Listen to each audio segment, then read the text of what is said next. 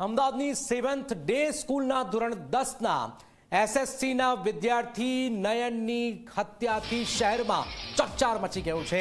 આજે નયનના અંતિમ સંસ્કાર પણ કરાયા છે। રોષે ભરેલા લોકોએ અંતિમ યાત્રા દરમિયાન સ્કૂલ આગળ ચક્કાજામ કર્યો છે। નયનની અંતિમ યાત્રામાં મોટી સંખ્યામાં લોકો જોડાયા છે। સ્કૂલમાં ધક્કો વાગવા જેવી નજીવી અદાલતમાં 7th ડે સ્કૂલના એક વિદ્યાર્થીએ ધોરણ 10માં ભણતા નયનની ચપ્પુના ઘા મારી હત્યા કરી નાખી। ખોખરા પોલીસે કિશોરની ધરપકડ કરી છે। નયનની હત્યા બાદ સવારે 7th ડે સ્કૂલમાં લોકોએ હોબાળો મચાવ્યો। લોકોએ શાળામાં સ્ટાફને મારીને તોડફોડ કરી। સમગ્ર કેસની તપાસ ક્રાઇમ બ્રાન્ચને સોંપાઈ છે।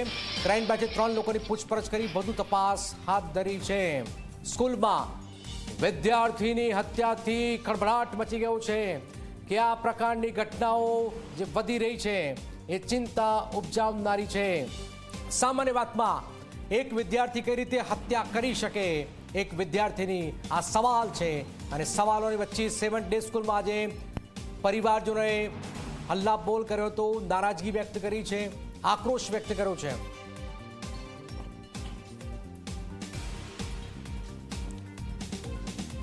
તો આખરે જે તપાસ છે ક્રાઇમ બ્રાન્ચને સોંપાઈ છે। ઘટનાક્રમમાં આજે ખૂબ જ હોબાળો થયો છે। સ્વાભાવિક છે કે આક્રોશ સામે આવે। ઉદય અમારી સાથે જોડાઈ ગયા છે। ઉદય, શું થઈ રહ્યું છે? અત્યારે ક્રાઇમ બ્રાન્ચને પણ તપાસ સોંપવામાં આવી છે। આખો જે ઘટનાક્રમ રહ્યો છે અને હવે પોલીસ તપાસમાં 3ની અટક પણની ખબર પર છે। શું વિગતો આપણી પાસે આવી રહી છે, ઉદય?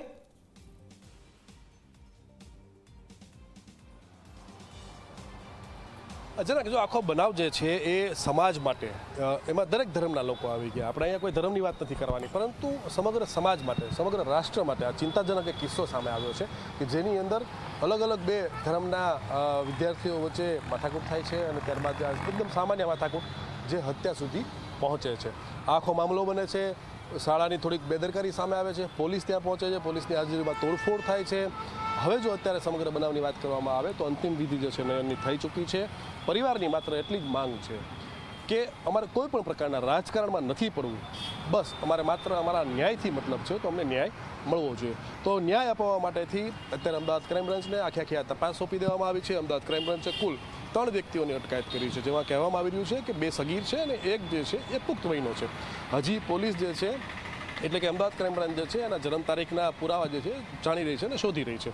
હવે આમાં બીજી વાત એવી સામે આવી હતી કે શાળાની બેદરકારી શું હતી। તો શાળાની બેદરકારી, કારણ કે હત્યાનો બનાવ જે બન્યો, જ્યારે એને તીક્ષ્ણ હથિયાર મારવામાં આવ્યું નયનને, તો એ શાળાની એકદમ સામેની બાજુ મારવામાં આવ્યું। ત્યાંથી એ ભાગતો શાળાની અંદર આવે છે। ત્યારબાદ જે છે એને સારવાર થોડીક મોડી મળે છે। જ્યાં એ પડે છે ત્યાં આજુબાજુ એનું લોહી હતું। આ લોહીને જે છે શાળા સંચાલકો દ્વારા એને સાફ કરી દેવામાં આવે છે। આ એક બેદરકારી સામે આવે છે।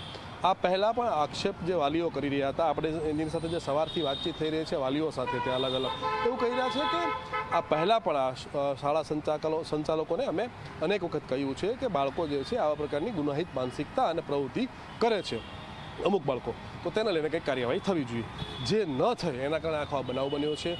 જ્યારે વાલીઓની બીજી માંગ એ પણ સામે આવી હતી કે ચોક્કસ ધર્મના લોકો જે છે એના બાળકો જે ભણી રહ્યા છે એમને અહીંયા ભણવા ન દેવા જોઈએ, જે આખો શિક્ષણ વિભાગનો વિષય થઈ જાય છે, પોલીસ વિભાગનો નથી થતો।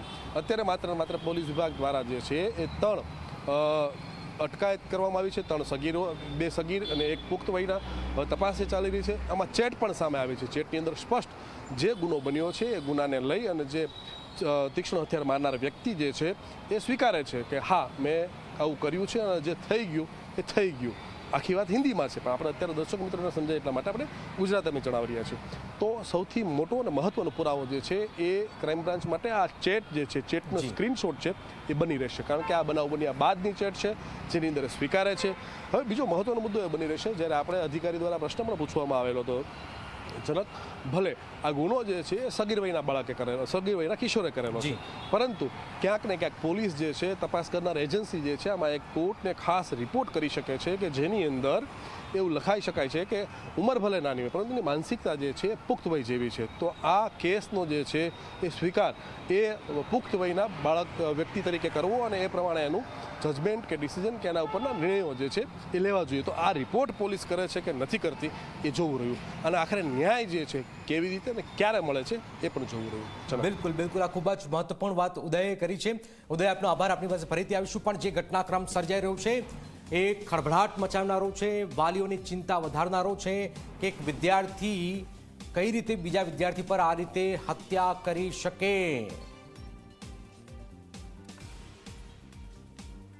स्कूल में जो बाकी स्टूडेंट्स पढ़ते हैं उनके पेरेंट्स और सिंधी समाज के भीड़ यहाँ पे है, तो सफिशिएंट संख्या में पुलिस की यहाँ प्रेजेंस है। ऑलरेडी पुलिस ने मेन अक्यूज को डिटेन कर रखा है और इन्वेस्टिगेशन आगे बढ़ा रहे हैं। मैं मीडिया के मार्फत से आप सभी लोगों से रिक्वेस्ट करता हूँ कि हम सबको कानून व्यवस्था में एक दूसरे का सहयोग करना चाहिए और पुलिस इस पूरे मुद्दे के ऊपर तटस्थ तपास करेगी और जो भी कल्प्रिट है उनको बिहाइंड द बार किया जाएगा। અમે તરત જ રાહ જોયા વગર અમારા સ્ટાફે તરત જ રિક્ષામાં બેસાડીને તરત જ હોસ્પિટલ લઈ ગયા, કારણ કે જલ્દી રિક્ષા જ પહોંચી શકે એવું હતું। બાકી અમે કારની રાહ જોવા કે એમ્બ્યુલન્સની રાહ જોવા જઈએ તો ટ્રાફિકને લીધે એમને આવતા મોડું થાય એવું હતું અને અમે બાળકને તરત જ હોસ્પિટલ લઈ જવા માંગતા હતા, એટલે તરત જ અમારા સ્ટાફે હોસ્પિટલ લઈ ગયા અને જ્યાં સુધી તેઓ રાત્રે 9 વાગ્યા સુધી અમારો આખો સ્ટાફ, આચાર્ય સહિત બધા આખો સ્ટાફ ત્યાં જ રહ્યા હતા।